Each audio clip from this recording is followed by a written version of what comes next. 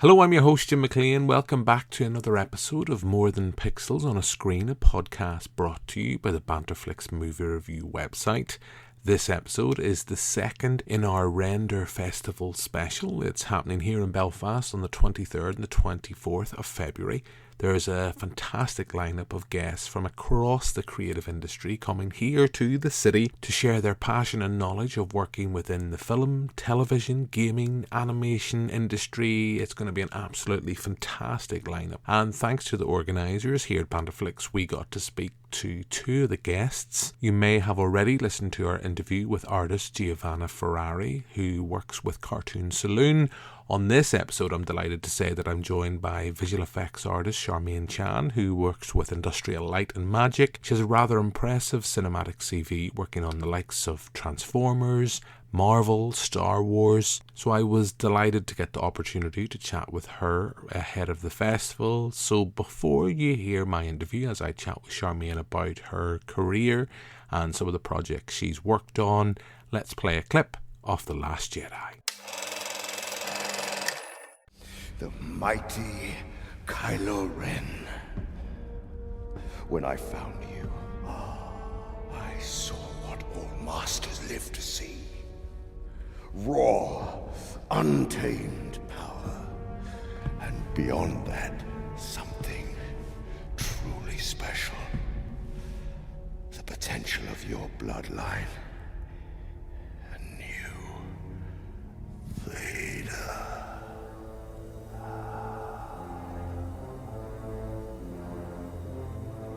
Now, I fear I was mistaken.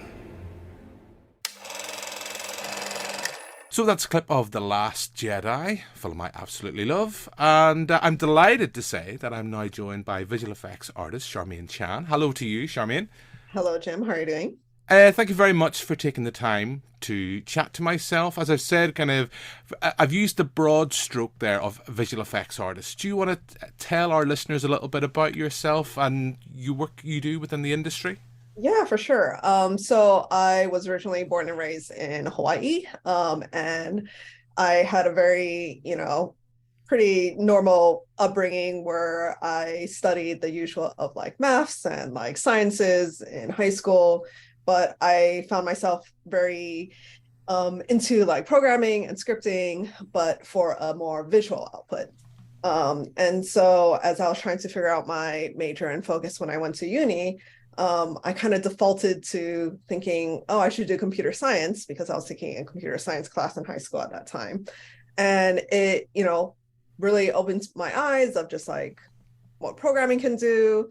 And I had this really amazing teacher who was actually an astronomer for Keck Observatory, which is up on the Big Island on Mauna Kea.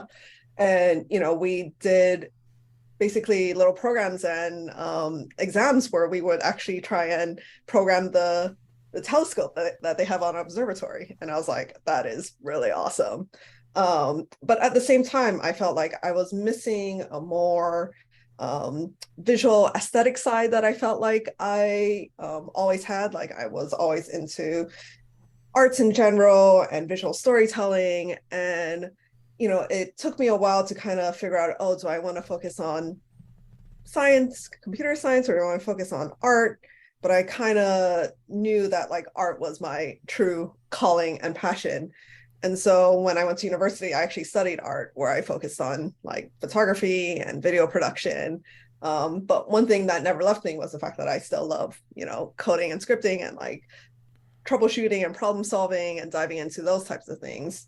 And so, as I was getting my degree, I was still dabbling off on the side with a lot of digital media, even though I was focused on a more physical medium at that time. And, it got to the point where digital video was becoming a bigger thing and it was growing. And because I went to university down in California, I was, of course, very close to Hollywood and LA, and I have friends who worked in the industry.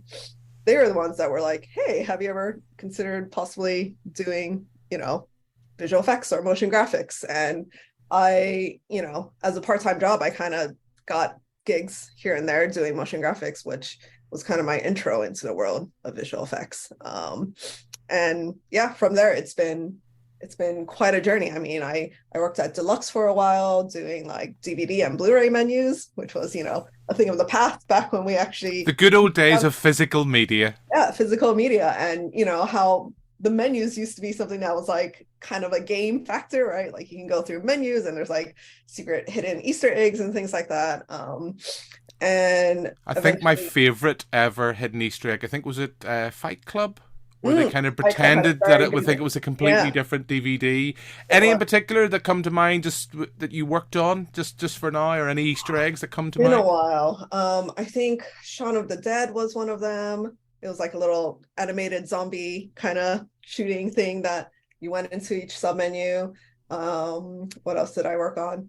I worked on a lot of weird Lifetime movies. I don't know why. It was just like a subgenre that like they just had and I got bumped into. But yeah, no, it was definitely a fun time, and I like really dived into, what, films were doing. And, for me, it was a weird, just like, oh, they didn't have any permanent positions because I was an intern there and I was working there part-time for like 2 years.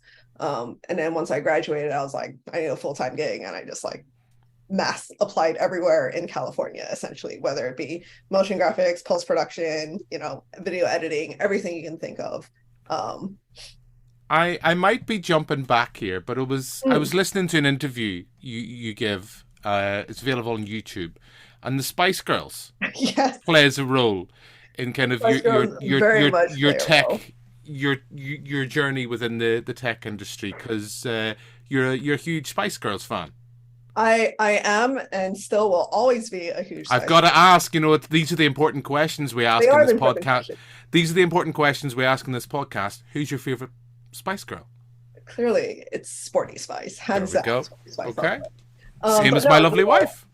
You are absolutely correct. I mean, like I mentioned, I was always into, programming and scripting. I dived into web development for a while. And so for a while, I was running some Spice Girls fan sites, and they were absolutely a blast because, I was making, a lot of Photoshop images of them, but also editing videos together and like adding little motion graphics on top of that. It was just fun, fun things that you can do as a 16-year-old to really enjoy pop music out there. So without a doubt, the Spice Girls have been a huge inspiration for me to, dive into the digital medium. There we go. I mean, it's, stranger things have happened. And no, not at all. Yeah. And now I'm out here living in the UK, fulfilling my dream that maybe one day I can work with the Spice Girls on something. Who knows? I will not allow myself to pull in this thread of Spice Girls, because we could go down a whole we could spend a whole hour, I'm sure, talking about that. But I just want to bring it back. I usually do tangents on this podcast, but I'll bring it back. We'll screech the car back. Give me an idea of the kind of the time period. Kind of where are we kind of year-wise?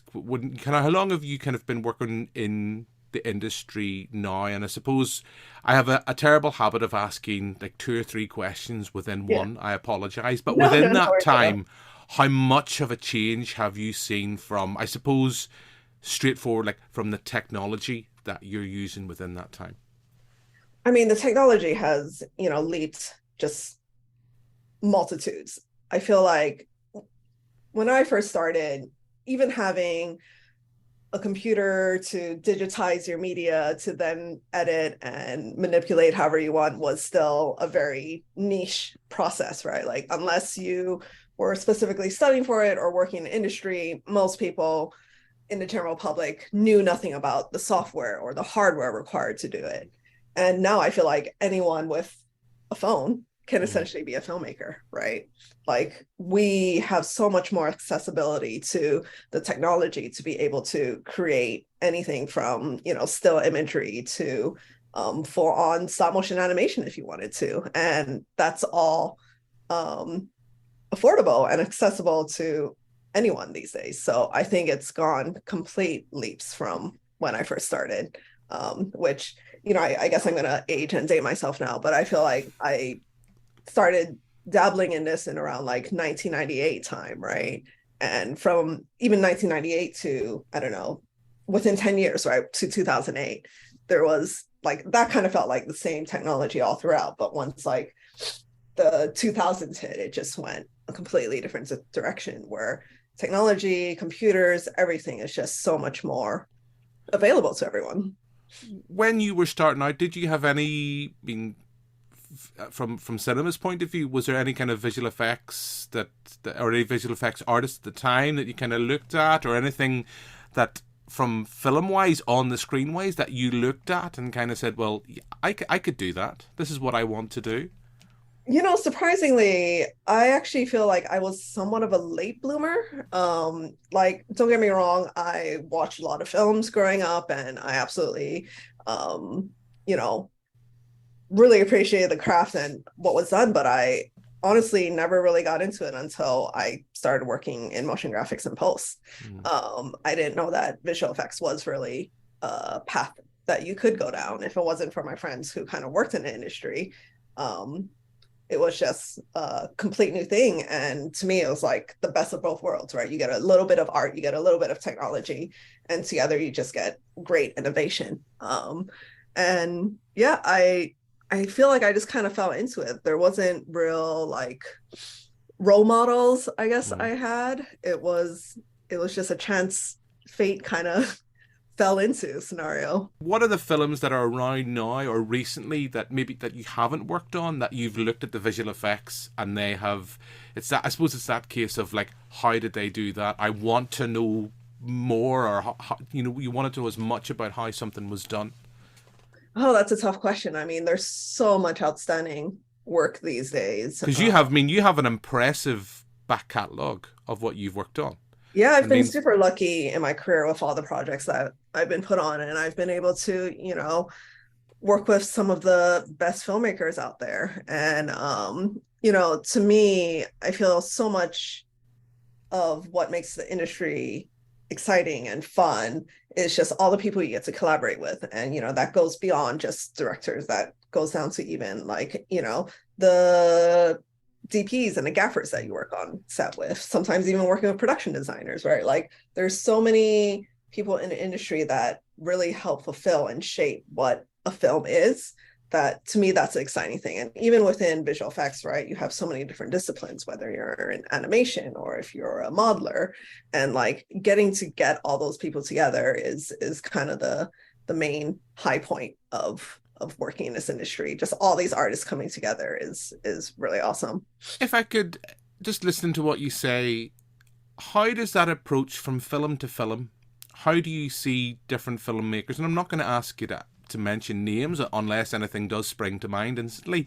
How do different filmmakers approach visual effects? I mean, they all approach it so differently, right? Like you can have some directors who've been doing visual effects big blockbusters for years, and they just like know how to master and like talk about what's needed within their films.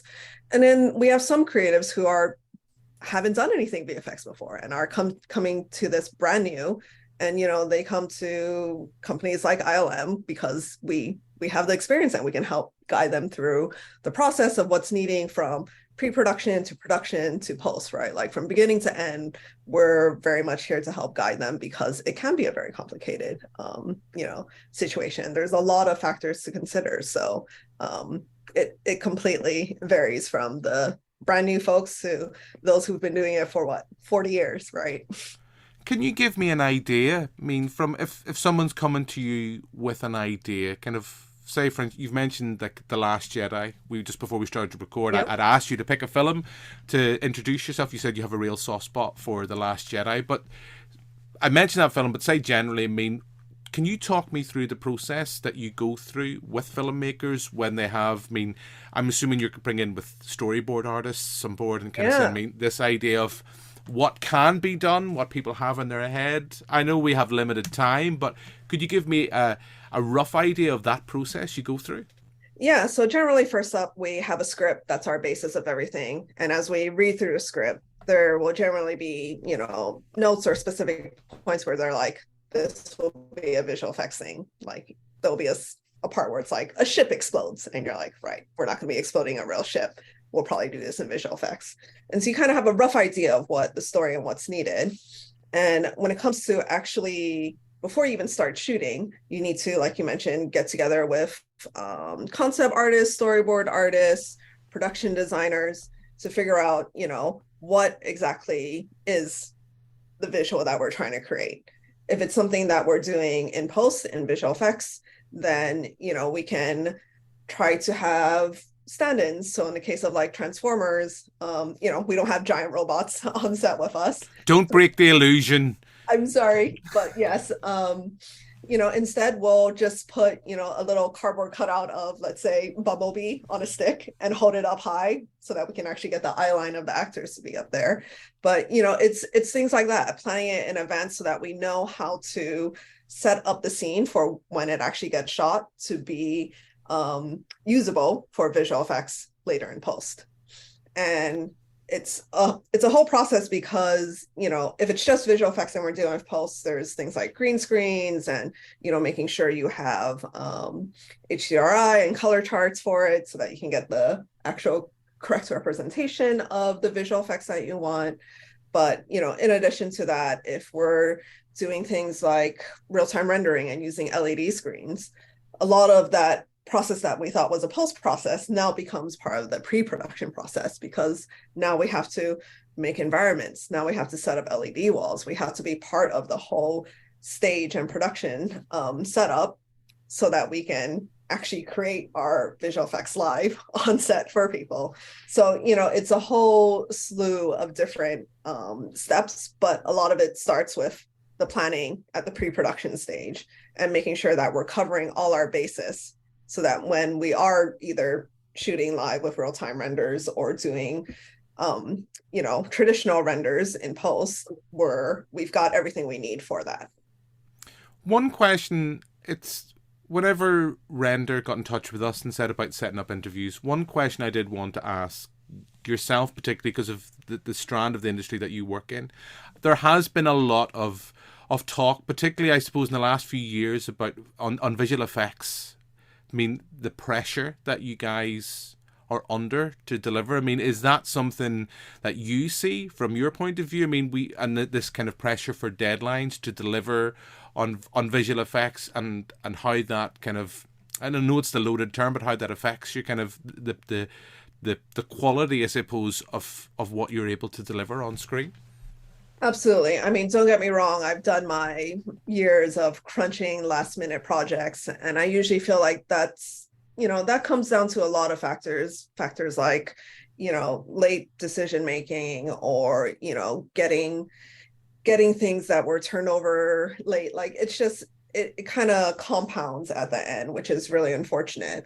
But also sometimes they want to try and sneak things in last minute. I've been on a project where we were working on it up until the last week because they wanted to include a special edition version for a China release or something like that. And the thing is, it absolutely, wears down a person. It's hard working these long hours, very last minute to try to get a film out, because we're literally one of the last people to touch what's needed before the film goes up on the screen. And, I think there's been a lot more conversations about it in recent times. There's a lot of people being vocal online, on Reddit. Like there are plenty of places where you can hear that, things are tough. But, I personally believe that you can still create amazing visual effects in an 8-hour workday. Like, why are we crunching? Why are we doing this to ourselves? Because I feel like generally when artists are tired and working crazy overtime, they actually don't produce the best work. Like, I want people to be well rested and fresh when they're working on their shots, because that's when we get our best work, right? Personally, when I'm working on specific films and projects, I make sure that, a lot of this comes, again, down to planning, that at the start of a project that we are pacing this out properly and that we won't get into a crunch scenario, and that we're getting all the decisions and approvals of what's needed to, push through our work as early as possible. So, it's a bit of leadership. It's a bit of, pushing clients to really work in the time frame that we do in order to, get the best results.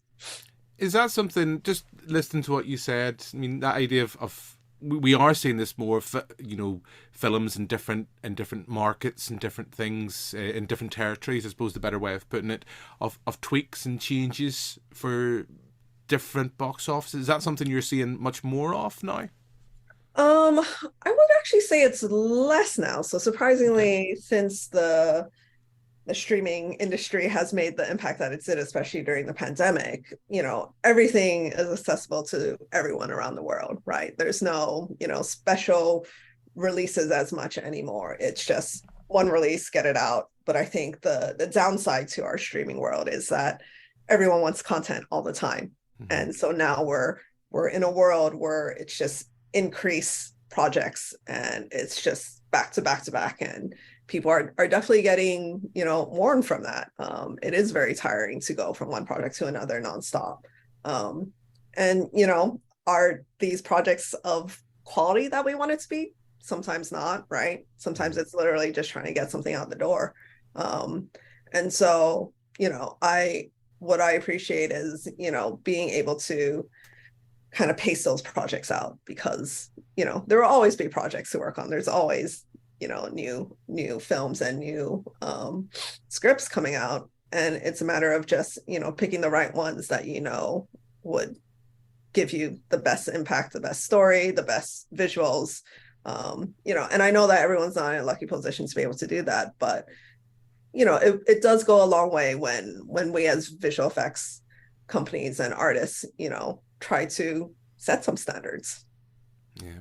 I mean, there's loads I could talk about this. I know I could, but just because you've mentioned visual effects artists, I know you're behind the Women in VFX campaign. Yep. Do you want to tell our listeners a little bit about that, how that came about, and kind of how that initiative, how it's worked for you and how it's developed over the years since you set it up? Yeah. So the Women in VFX series is generally I made it a YouTube series where I got the chance to sit down and interview other women that work in the industry. A lot of that came from the fact that I didn't really know that many women in the industry, and I was just like, there's got to be more out there. There's no way there's this few women. And I think one of the stats that I could find was that only something like 12% of the VFX industry are women, and I was like, that can't be right. Can I ask when was that? Or do you have an idea of when that was? I think that was like 2012. So it was a while ago. Mm-hmm. And to be frank, I've definitely seen an increase. I've been in the industry for about 16 years now. And from when I started, there's definitely been a huge influx of women coming in, women and people of other minorities. But the hardest part is retention, growth, training, and keeping them in the company so that they have the possibility to move up the ranks. And so for me, it was just kind of at ILM, I knew of X amount of women working in industry, and it took me a while to find all of them, even within my own company, right? And so with this series, I was hoping to just open the doors to the fact that there's women all across the globe who are working in this industry. And I first started some interviews in San Francisco, but then I also did some in LA, Los Angeles, Vancouver, Singapore. Like, there are so many women out there. And the one thing was, I generally had the same questions that I would ask them each time, like, how did you get in the industry? Did you have any role models? And have you had bad experiences? And the most common thing I heard was that a lot of people have had not the best experience in the industry being a woman. And so I wanted to create a somewhat feeling of solidarity, that you're not the only one, that don't feel alone. There's so many people you can reach out to and talk to. And this series kind of just opened it up so that future generations and people already in the industry can see that there was a person I interviewed and they actually work in your company. So definitely go and talk to them, because I'm sure they have, words of wisdom and advice, and we're all trying to go through this together. It's all about representation, and it's all about shining a light on people from different backgrounds, gender, to kind of showcase that this industry is a career path for everyone. It's not just, an old boys club. I just want to going back to what you said, I mean, what has been the feedback you've heard that has struck with you since setting up that initiative? I mean, the main feedback, is kind of what I've said earlier, which is that, people realize they're not alone. I think so often because, in visual effects, most of the times artists are at their computer and working long hours. And sure, occasionally we may need to cross-discipline and work with others, but a lot of times you're just on your own working on shots, right? And so you might not even know everyone that's in your company, let alone that there's other women in the industry who are going through the same things as you. And that, feeling of not being alone was completely shattered the moment I started a series. I was just like, there are so many amazingly talented women who are, they want to talk, they want to support, they want to make it better because, what they've gone through, like, especially, the women before I started being in the industry, like the things that they went through in the 70s and the 80s was just a whole different world, right? And so it was so eye-opening to hear their experience, all throughout those years, but then also hearing about people who just graduated uni and are starting in the industry for the first time ever. For them, there's so much more, positive and ready to take on the world versus the pessimistic old folks who've been in the industry forever. But the thing is, the support is there, and there's always someone you can lean on. So it's my main thing was just to make that known, that there is always someone else who's been through similar struggles as you, who you can lean on for advice. Yeah. And working, it's on YouTube. Those are all on YouTube. Yeah, so it's on YouTube. There's also a website along with Twitter and Instagram, the usual social media. But yeah, it's all women in VFX or WVFX. And yeah, I haven't been able to do as many interviews recently, but it's something I'm still very passionate about and want to push forward because, yeah, to me, whether it be gender or sexual orientation or racial ethnic identities, like, to me those are all important factors because I feel like everyone has such a unique perspective in this world, and being able to bring all that history and culture together into our creative industry makes our industry better, right? You're totally right. I know we're talking specifically here about visual effects, but it's across the entire industry, the entire film industry. Yeah. The more people from different backgrounds that are there, they all have their stories to tell. And I know I talk about this ad nauseum, but it's that sense of, if the more people, the more storytellers we have from different backgrounds, the better stories we get. We don't need to see the same story retold over and over and over again. I do want to kind of do another car kind of screech and turn it around again, because I know that I will have to let you go at some point. We could maybe start talking about Spice Girls albums and rank those, but we won't. But of course, you're going to be in Belfast. You're going to be at the RENDR Festival. Can you tell us a little bit about what your presentation will be, what you'll be talking about during the 2-day event? Yeah, I'll be talking about a slew of things, how I got into the industry, so very similar to what we've been talking about, but also I'll be digging into the world of virtual production and real-time rendering and LEDs and how that's changed our, visual effects process, especially as someone who comes from a very end-to-end, compositing. I'm the last one to touch a shot going out the door, from being at the end to the very beginning of production, and how that journey has been, because it's a wild ride to be at the end and not be at the front, but be at the front and see things all the way through to the end, which is a rare thing that not many people in visual effects are able to do.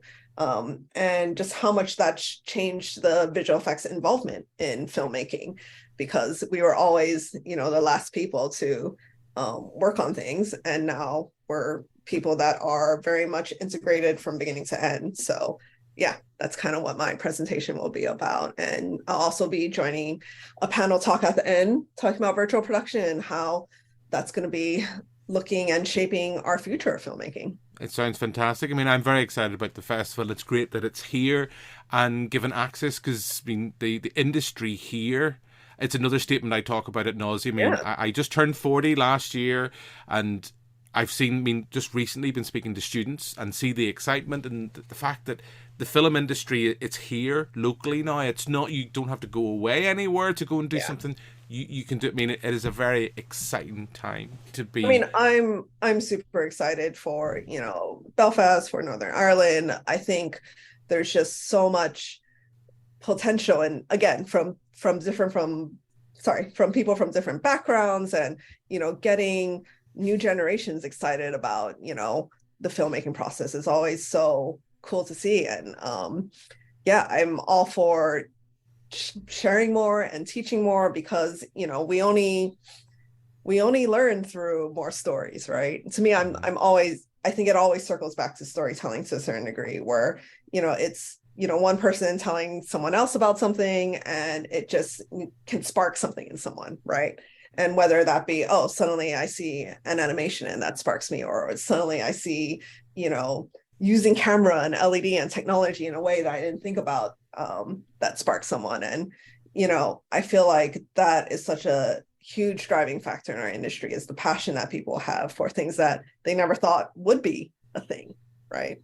Mm-hmm. And it's endless, right? It's limitless when it comes to art and technology. And so that's just what makes the film industry so fun. Fantastic. Charmaine, I can't think of a better way to finish this interview. So, I mean, people have your presentation and your talks to look forward to throughout the festival. Maybe our paths shall cross. We shall not speak over a Zoom screen. I shall be the person in the Spice Girls t-shirt. Great. I will look out for you. And, look out for me, and we can talk Spice Girls and anything else. It's been an absolute pleasure this evening to talk to yourself. Charmaine, thank you very much. Thank you so much, Jim.